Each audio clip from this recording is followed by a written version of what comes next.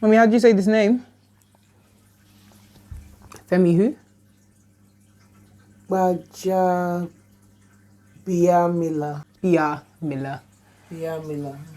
Baja Biamila. Baja Biamila. Baja Biamila. Femi Baja Biamila. Oh God. Oh my gosh. I'm not even Nigerian. I'm not even sure.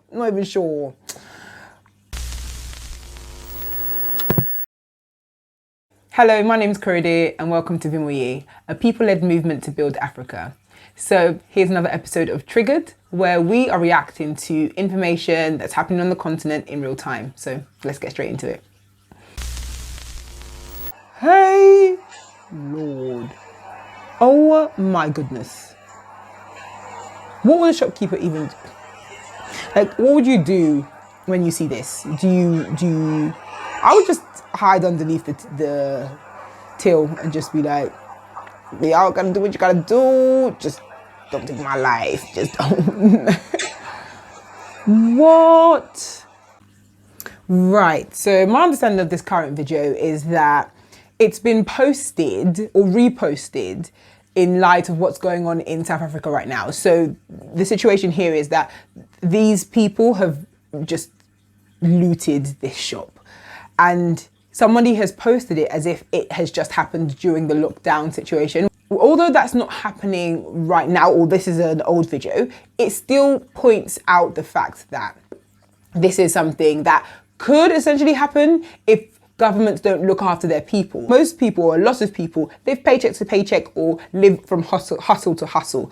But in a lockdown situation, they can no longer hustle. You've told them to stay in their houses, but essentially you've sentenced them to death. So what's going to happen when people run out of food? This could happen.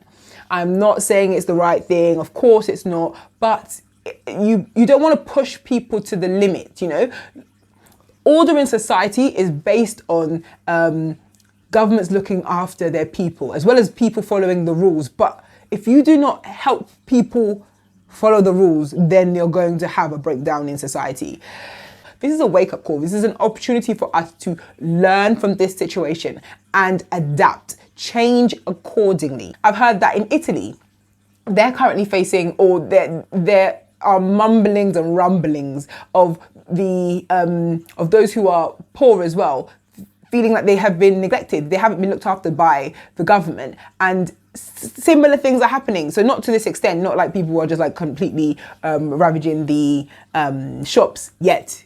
But they have had occasions and situations where Italians have walked into a shop, picked up a few things and said, we ain't got no money, but we're hungry, so we're just gonna walk out with this. So now they've had to put police in front of shops to deter people from doing that. These are moments that we need to sit up. We need to tell ourselves or say to ourselves, our society isn't running properly. It's not running properly because we cannot leave people to die of starvation. It's not the other option because you're trying to save them from corona. Stop it. Stop it. Important. Very, very important. And I'm glad you did that. But how you treat our citizens is more important. I know. Yes. And even how you treat the ambassador. Yes. So, I just want to take you, and I'm sure my colleagues will have some comments as well. You said you haven't seen any of the videos that are out there.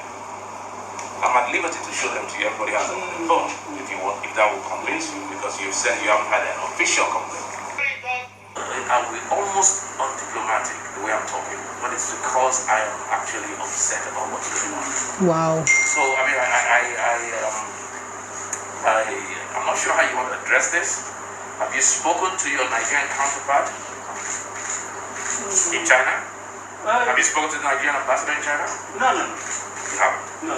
Have you spoken Not to on this issue. I'm talking about this issue. I'm talking about this issue. I promised the foreign minister. We take the very... No, but you have not. You better tell him.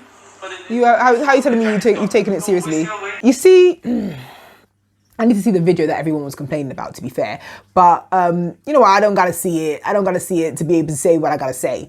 And that's the fact that the situation when it comes to racism, it's not every day, it's not every week. I feel like every week something about racism comes up. It's so frustrating. And you know what? Let's find the video that went around. I want to see this video with my two eyes. Another 14 days, you didn't communicate to us that you are going to do another 14 days after 14 days. You have tested negative and then you have given them the paper. Why are they giving them another 14 days? That is one. Two, all the police, the document, this passport belongs to the federal government of Nigeria. In line with international practice, no any country have the right to see the international passport of another country. Yes! Why are they seizing Nigerian passport? It don't belong to China. If you seize Nigerian passport, it's like you are seizing Nigeria as a whole. It's not acceptable. That's another thing. Seizing Nigeria as a whole. The third one I'm going to tell you, you didn't communicate to How us did he say that? that you are going to with us. If you want to do your policy on 14 days, shut down everybody. Don't discriminate. Right. So the situation here is that Nigerians in China are being discriminated against. They are on the receiving end of racism, and it's not acceptable. That's the first and foremost. But this isn't new. There are many Chinese people that live in Africa, different parts of Africa. There are many in Nigeria. I know there are many in Kenya. There's many like in the places, and they're making money. They're making dollars, right? But even the ones that are on the continent hate us. In Nigeria, I know that fairly recently, they had to shut down a Chinese restaurant because they refused to serve Nigerians in Nigeria. Do you know how mad that sounds to me? Do you know how my mind is just moving higgy-haga? Because it doesn't make sense. How can you come to somebody's country and then say that I'm not going to serve the people in that country though? What? People are saying that treat Nigerians or Africans the way that you treat your own people. I mean, is that really what you want? Because based on what we know about China and the treatment of humans in general, their human rights is a bit shoddy in general. So how exactly are they going to treat us right when we're complaining that they ain't treating their own people right, by and large, you know? I can't accept that they're treating us badly in China, but they're in China, okay? We're on their land. But when you come to Africa, that's where I draw the line. That is where I'm like, no, you're going to learn to treat us the way we want you to treat us because you are on our continent, so you follow our rules. So that is what I think that our focus should really be on. And if they want their people to flourish in Africa, then they will start seeing, okay, cool, like we want them to treat our people well in Africa, so we better start treating their people well in China. Having said that though, with the amount of money that China has in Africa, it is no wonder that they think that they own us. They think that it's like it's a neo-colonialism. It's just another form of colonialism all over again, just time from the Chinese. Because I can speak for Nigeria specifically and say that recently they loaned us over $22 billion. Right? That's recently. Again, we're looking to get another 6.5 billion. That's word on the street. I'm hearing that as well. The issue here is that we live in a world of where money is power. So where money is, where someone has their money, they think they have power. So if China has all their money or has a lot of their money in Africa, no wonder they think they can run the place. No wonder they think that they own us. This wasn't even the first time that Nigeria has borrowed money. The amount of money that we've borrowed from China, our grandchildren will be paying that back.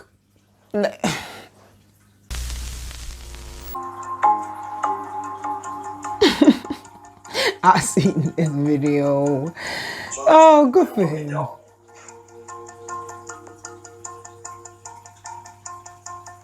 can do as many laps as you want.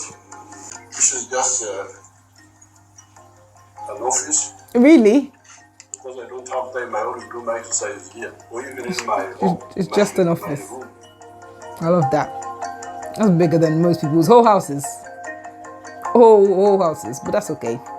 In this video, we see the president of Uganda, Museveni, exercising. First off, shout out to him because he's 75 and wow. 75-year-old doing those press-ups, running like he was running. Can we give props to that first and foremost? We love to see it. That's fantastic. But look at the space he's using. Look at the space that he's occupying. Must be nice. He's like, oh, this is just my office. Like, his house must be like 10 times that size. His office space alone is a whole field. It's a whole field. I don't know. Y'all Ugandans can tell me. Maybe your houses are different in that you have literally have that space inside your front room or in your office. In this case, inside your office, you can be doing 1, 2, 1, 2 up and down. Because I don't really know what office space that I'm a fan that I'm gonna be doing there. You know. All in all, we get your message, sir. Stay home, we're gonna stay home. Rwanda's government opens the Kanyinya Coronavirus Reception Center to journalists for the first time. Health workers say none of the sick require intensive care, but there are enough ventilators for those who may fall seriously ill. Rwanda has about 46 ventilators set aside for COVID-19 patients. Many African countries are struggling to keep up with testing. Health officials here say they can test up to 700 people a day. Many Rwandans say the emergency response by their government has been swift and robust. Health workers say they're confident that they have the capacity to contain the disease. So Rwanda are responding well, it looks like, to the coronavirus situation. So one of the things I kind of want to pick up here is the number of ventilators. They said 46, I believe. 46 have been set aside for it. So it could mean that they have more in the country. But 46. I know that in Ghana they have, I believe, around 200. Still not ideal. They have a population of close to 30 million. These are not numbers that I want to be hearing. These are not numbers I want to be hearing. And this again should highlight our issue, or the issue when it comes to health. We really love talking about how great and how fun it is to go to the continent, to go on holiday, to enjoy the sun, to be able to go to this or that ice cream shop and coffee shop and all those wonderful things that have popped up on the continent. Love it. We love to see it. But in times of crisis, in these times, what ice cream parlor will save you? Do you understand? I'm not saying we shouldn't have luxury amenities and things like that on the continent, but I'm saying first things first. Let's do things in the appropriate order. Let's build our schools. Let's build our medical facilities. Let's build the important things for society to be structured, for people to be able to thrive. And then we can do enjoyment. Because at the end of the day, those amenities, things like having an ice cream parlor here or having all these wonderful things are for the 1%, are for the rich. They are not benefiting the poor in society. Those are the ones going to those places anyway. So in these times, even the rich are now on the receiving end of the lack of structure or infrastructure in these countries, because they can no longer run away. They can no longer get on a plane and get their healthcare in another society. So now everyone is suffering because the basics are not there. I wanted to end with a piece of information that is positive. I wanted to shout out Sila Owusu, who made the 30 under 30 list for Forbes Africa, which is absolutely incredible. So she's really repping her Ghanaians well, because that is incredible. But I specifically wanted to highlight her because obviously other people were on the list, but I came across her work with regards to young entrepreneurs, where she goes back to Ghana regularly to give back. So she's a director and a producer, and she's worked with the likes of Davido and other top people. But she goes back to the continent to train other young people with the skills that she has acquired, so they too can improve themselves and also, you know, make it like she did, which is absolutely incredible. And that's what Vimoe is about. We really want to empower people so that they can improve their society and improve their lives. So yeah, we just wanted to give you a shout out and say keep it up, because what you're doing is amazing. So that's it from me today, guys. I hope you enjoyed that. I hope to speak more on the topics that I addressed in the comments with you guys. Please do comment, subscribe, share, and hopefully I'll see you again next week. Bye.